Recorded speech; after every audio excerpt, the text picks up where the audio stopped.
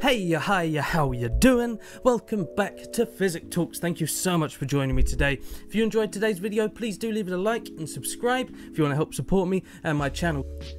6,000 subscribers, fantastic. Good work, everybody. Thank you so much for helping me to reach yet another milestone. I appreciate it so much. You guys have been with me through thick and thin, and I really do appreciate that. So thank you for sticking by me and helping this channel to grow. Now, I do need to apologize to people because I don't know if I really do need to apologize, but I just want to say I'm sorry that things have been slow recently. I'm sorry that it's been slow getting out Patreon rewards with my brother's funeral. Everything has been very difficult for me and my family at the minute, so I really do hope you can appreciate this and understand this.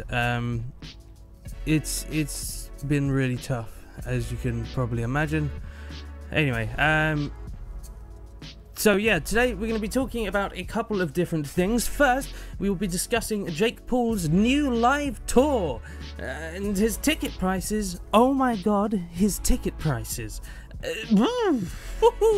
After this, I'm going to be discussing a film I've watched recently called Three Billboards Outside Ebbing, Missouri, and it's one of the best films I've seen in decades.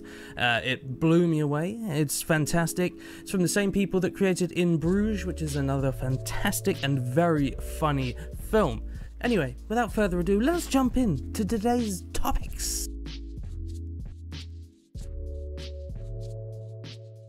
So, for those of you that don't know, hilariously, Jake Paul is doing a Team 10 tour, even though Team 10 barely exists anymore. What a great time to do a tour, Jake. Yes, good planning. Of course, the tickets are going to be completely sold out everywhere because it's Jake Paul and he has a massive influence over his incredibly young fans. But the point I'm trying to make today is that Jake Paul's influence is a terrible one.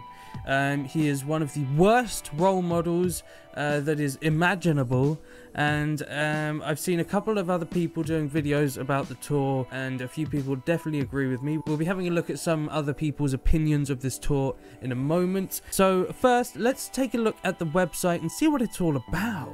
You see them on your screen every single day. Now get ready to experience Jake Paul and Team 10 in person on their debut world tour. As I say, Team 10 doesn't really exist anymore. Starting with 21 stops across America, you can expect to see the same level of craziness on stage as you do on screen. Mixed in with some exciting live musical performances, audience participation, special guests, games and challenges, it's going to be a jam-packed and unforgettable show. For those of you that grab the VIP package, we have orchestrated the perfect VIP experience for you to meet and get up close and personal with Jake Paul and Team 10. Let's take a look at those VIP tickets and see if they're worth our money. Right? Live Nation presents Jake Paul Team 10 Tour. VIP 1, Jake Paul Gold VIP Experience. Price per packages, $1,000 plus fees. $1,000 plus fees. Is this a fever dream? Am I going insane? Am I hallucinating? Or is this actually what is written on this website? So, what do you get with this fantastic bargain of a deal? Each Jake Paul Gold VIP Experience package includes 1 GA event ticket, priority viewing of the show, pre-show hangout with Jake Paul and other members of Team 10, your chance to end up on Jake's vlog, autographs from Jake Paul and other members of Team 10, so it's worthless, 1 personalized video with Jake Paul, 1 meet and greet with Jake Paul, 1 selfie photo with Jake Paul. These are all the same things, basically. You're going to probably be doing all of these things in one. So you'll meet him, get a selfie. Wow. You'll get a Jake Paul backpack, a Jake Paul Team 10 jersey, exclusive Jake Paul pin set, signed and numbered lithograph, exclusive holographic commemorative laminate, invitation to crowd fee merchandise shopping. What what part of that is worth $1,000? And let's let's take a look at those fees, shall we? Fees? Why fees? What fees? What are the fees for? I don't understand. I'm no longer able to click on this, but I can guarantee you that those fees added over $200 more to the ticket price. So you're paying $1,200. What are you talking about, Jake? Oh my god. Oh my god. That's just insane, isn't it? And that's just so typical of you, isn't it? You're a money-hungry scumbag. You want to extract as much money out of these young children that idolize you, that you couldn't care less about, could you?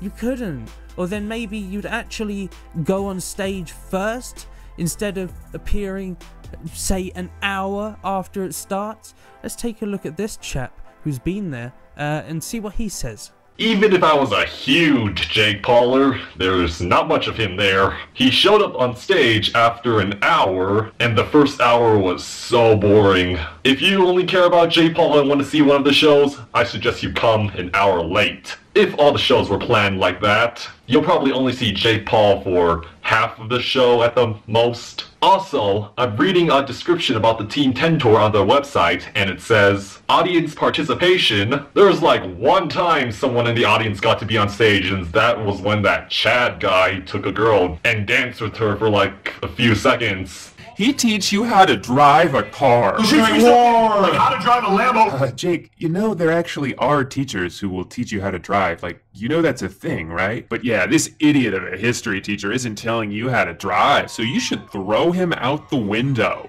That's a good idea. I'm glad you're showing this to kids all over the country.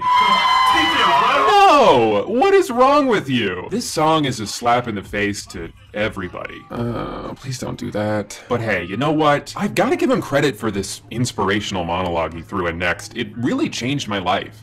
He talked about how important it is to smile every day and get good grades, and if you're feeling sad, don't be sad. Just stop being sad. I think it really resonated with the young audience and made everyone feel good.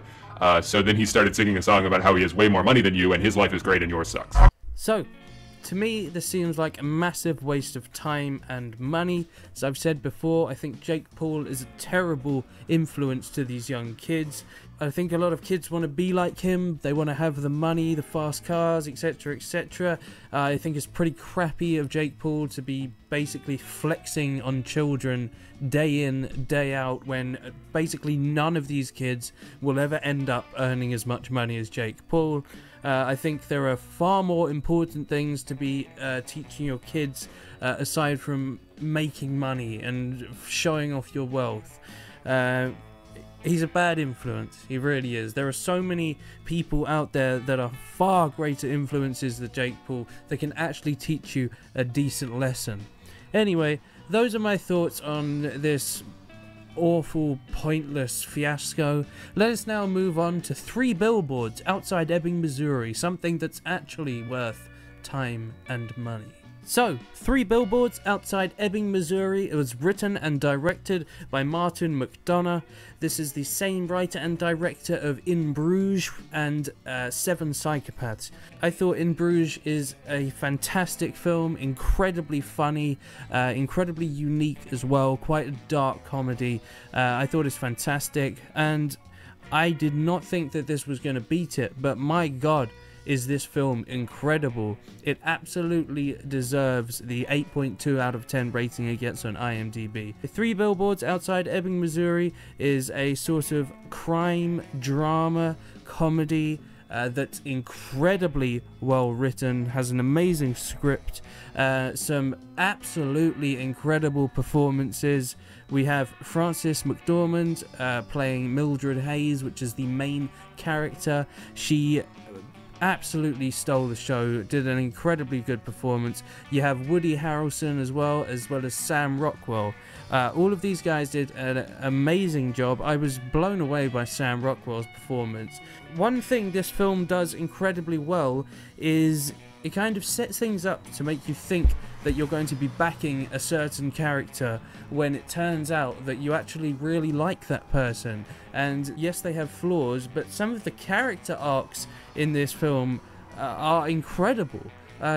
It's not often these days that you get characters in films. It's definitely a thing that's lacking, and this film has the most incredibly deep characters with so many layers to them, and I really appreciate that. I really do. So there are some fantastically well directed scenes in this film. There is a wonderful one-shot take, very fluid, worked really well, very well choreographed. I'm not going to talk about that because I'd rather you see the film to see it for yourself. But yeah, there are some scenes like that that are just excellent. You have Lucas Hedges playing Robbie in this film.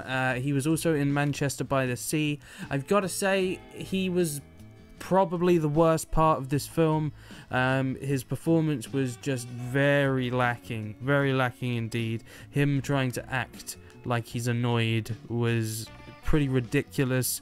Definitely the worst part of this film. There really aren't many problems I have with this film. The comedy is absolutely spot on, and it's funny in the right places, but very sad and moving in other places. It's a very hopeless film. It's very depressing in a lot of parts, but the way they do the comic relief works really well to kind of balance things out. Officer Dixon, just incredible. Sam Rockwell playing Officer Dixon was fantastic. He was hilarious. He has such subtlety in the way that he acts. This is one of the characters that I thought I was going to really dislike, but then things really turned around. As I say, the character arcs and character development is the strong part of this film, and that was similar for In Bruges as well.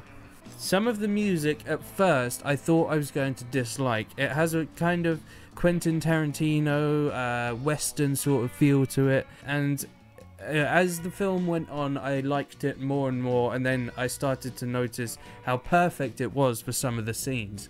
It has a fairly redneck kind of vibe to it. That's why I didn't like it so much at first, but it really grew on me very quickly.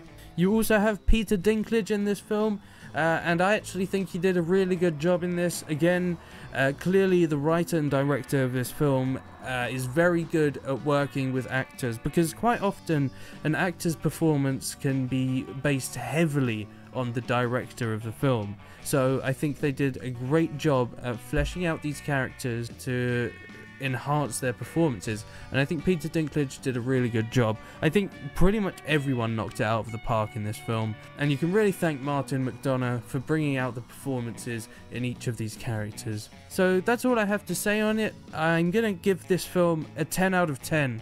I very rarely do that, but I think this film absolutely deserves it. You guys should really check it out.